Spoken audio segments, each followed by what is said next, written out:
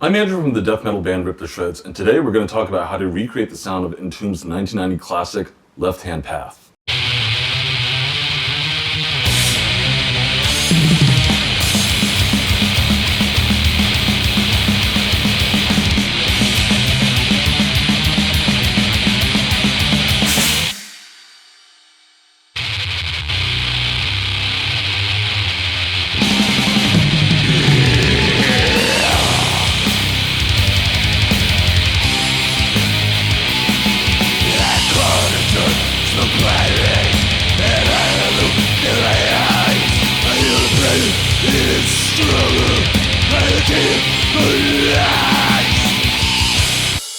Conventional wisdom says all you need is this, and to crank every knob up to max, you have instant Swedeath.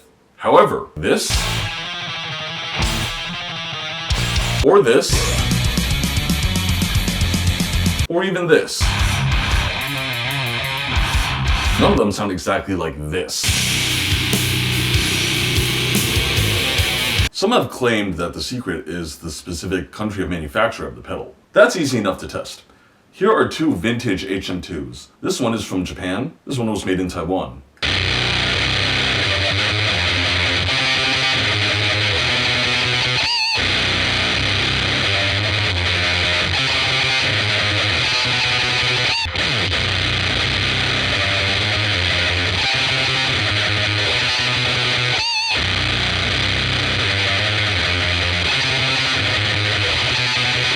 They do sound a little bit different, don't they? But once you add in the center guitar, bass, and drums,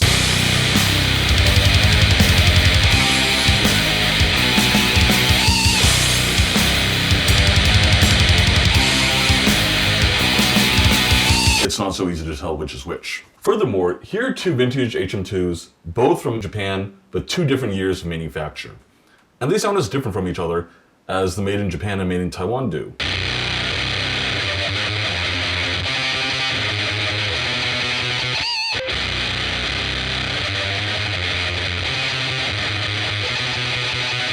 Component drift and the lack of rigorous QC would have caused every unit to sound slightly different from each other. Furthermore, Orvar Safstrom of Nirvana 2002 and Under the Church, who also sang on the Crawl EP, confirmed that the Sunlight Studios HM2 was indeed made in Taiwan. This is a Peavey Studio Pro 40. It was the amp used on many early Sunlight Studios recordings, including Left Hand Path, Everflowing Stream, and I believe Clandestine, but I'm not quite sure about that one.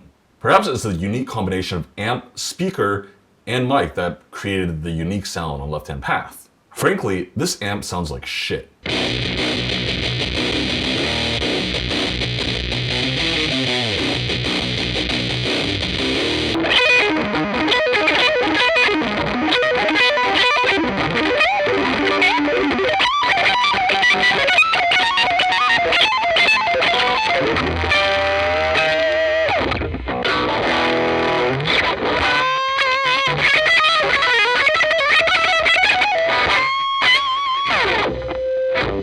It could require some resurfacing because I bought it used and it's pretty darn old by now. However, I don't think there's any particularly special sound. I'm using an SM58 to mic the cab right in the center of the cone. The 58 has a very similar frequency response to the 57, since it uses the same mic capsule, but I don't believe this is the silver bullet to the sound either. There are some conflicting reports on whether an Audio-Technica vocal mic similar to the 58 was used, or if it was an actual 58. The differences between those two mics wouldn't account for the large differences in tone that we see later on in the video. Here's what the raw guitars straight from the mic sound like.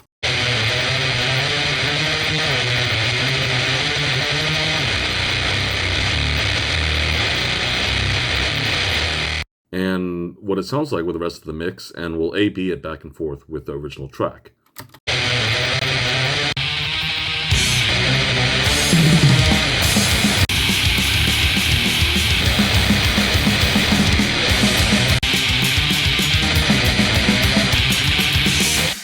So it sounds quite different. Let's see what's actually missing.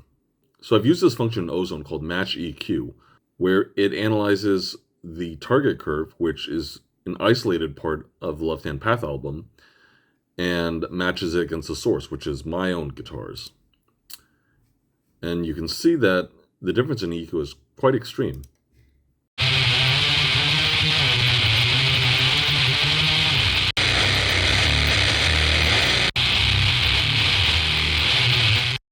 there's a huge dip in the lower mid-range, and again around 1.5-ish area. The extremity of these frequency disparities, well, first off, there's Skogsberg used something called SCCK console. It was an old console. I think it was like a budget, so it wasn't like an SSL. And he also overdrived his console, and he may have gotten some more saturation from that.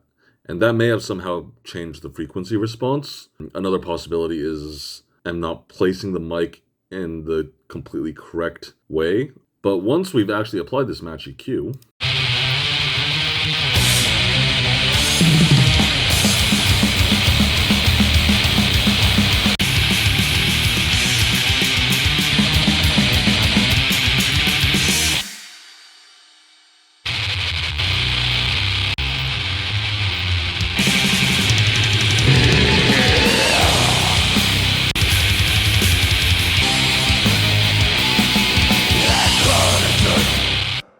we can hear that it's much closer. I know the center track is a Boss DS1. I was unable to find any parts of Left Hand Path where the Boss DS1 was playing just by itself, so I wasn't able to do this same EQ match trick. To my ears, it also sounds like it's turned pretty low on the album. The Boss DS1 fills up the center channel a little bit. It's not like a main presence. And then there's also another important thing.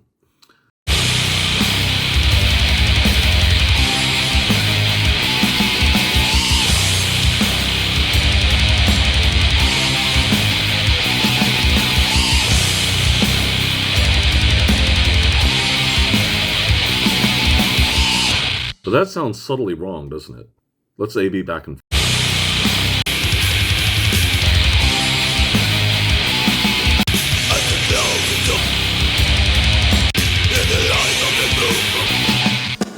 So another big part of the sound of Left Hand Path is the actual drums themselves. I actually DM'd Skogsberg and asked him if he remembered any of the drum mics that he used, or what the actual drum brain was. In the early versions of Sunlight Studios, there wasn't enough space for an acoustic kit. A lot of those early albums were actually recorded partially on E-kits. From what I could find, Left Hand Path supposedly was done with sample pads for the kick and the toms, with just the snare and the cymbals being real. It's, been like 36 years since Skogsberg did this.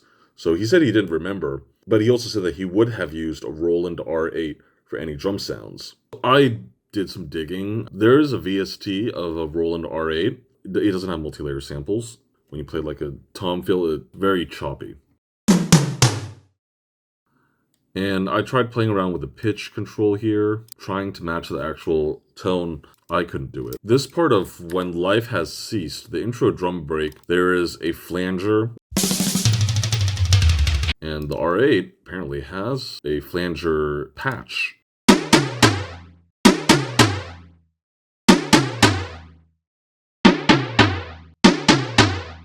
Could the R8 be the actual drum module that was used for Left Hand Path? We take Skogsberg at his word, yes, but the R8 was capable of accepting multiple expansion cards. I have no idea which one he used, and he doesn't remember. So I'm at a little bit of a impasse there. Other things that I thought were a little bit interesting about the sound. So this is one of the sampled crashes. And when I listen to the Left Hand Path title song,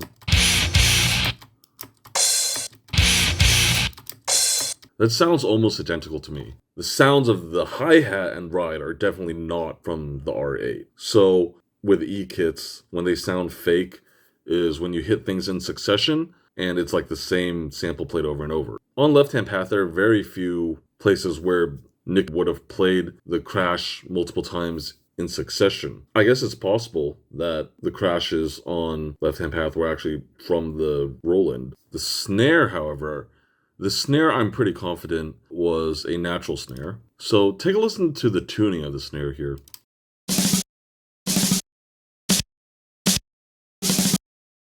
So Bitter, Loss, and When Life Has Ceased sound like the same snare to me. And then Truth Beyond. Yeah, Truth Beyond is also a little bit different.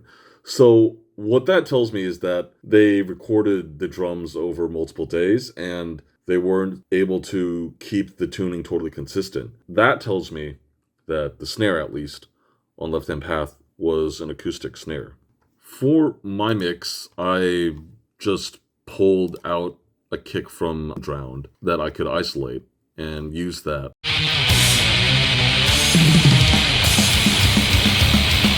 This is the sort of kick I would normally make for my own mixes from Superior Drummer 3.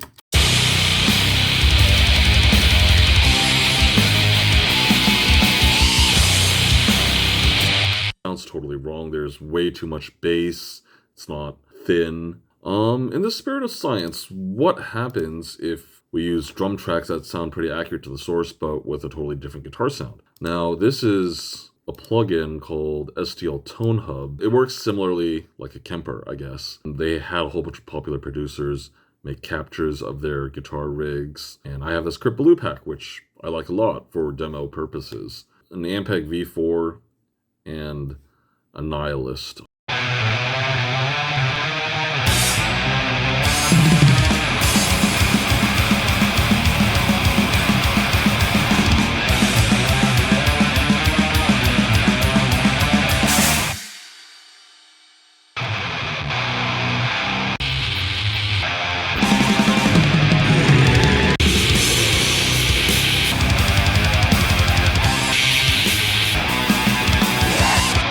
Obviously, totally different vibe. To sum up, what makes Left Hand Path unique from other Sunlight Studio albums? It's got extremely scooped low mid-range. Everflowing Stream to me sounds like it has a very pushed mid-range. It sounds like it has the pull thick knob turned on.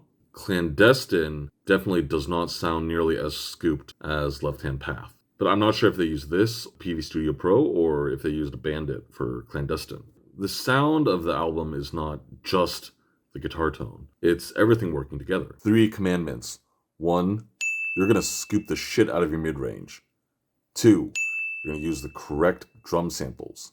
3, there's no 3.